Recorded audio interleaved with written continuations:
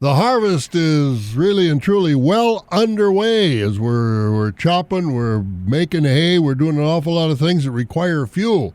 Isaac Brown is with us on our Allied Cooperative program this morning, and Isaac is down in the Hickston area, certified energy specialist down there. And Isaac, give us an update. First of all, let's talk about the propane situation. Is this a good time to fill the tanks for winter, or what kind of recommendations and outlook are you seeing? Yeah, absolutely, Bob. So thanks for having me on. Just like you said, we're seeing a lot of guys starting to hit the fields. Definitely the dairy farms chopping a lot of corn right now and, packing those silage bunkers and everything like that.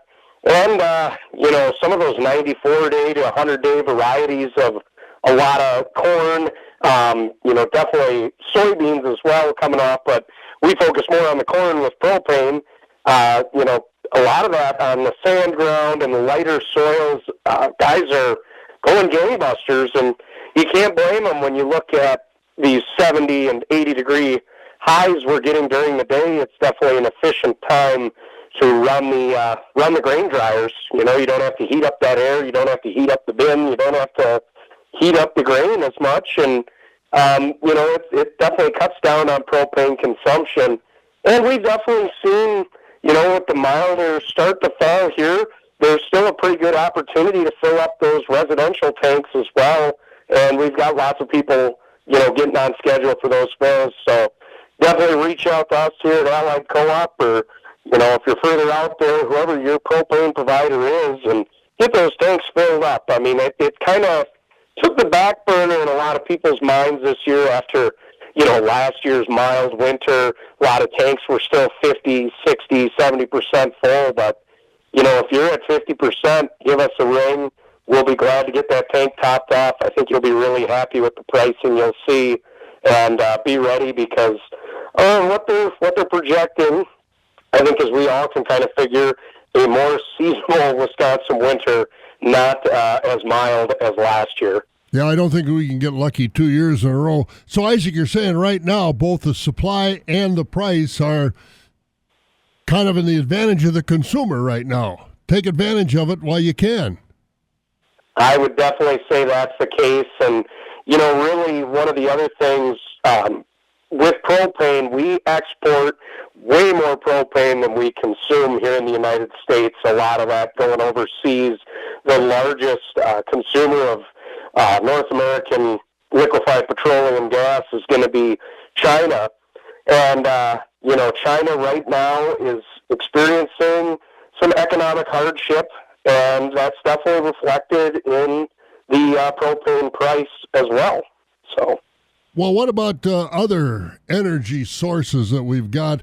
I always watch the crude oil price, and earlier this week, it was barely over $70. Do you see that changing, or is it changing? And what are the factors that play into that? Yeah, I can tell you crude oil, right now the United States and domestically here, we're producing as much oil as we almost ever have. But really, we've got a lot of global driving factors to that.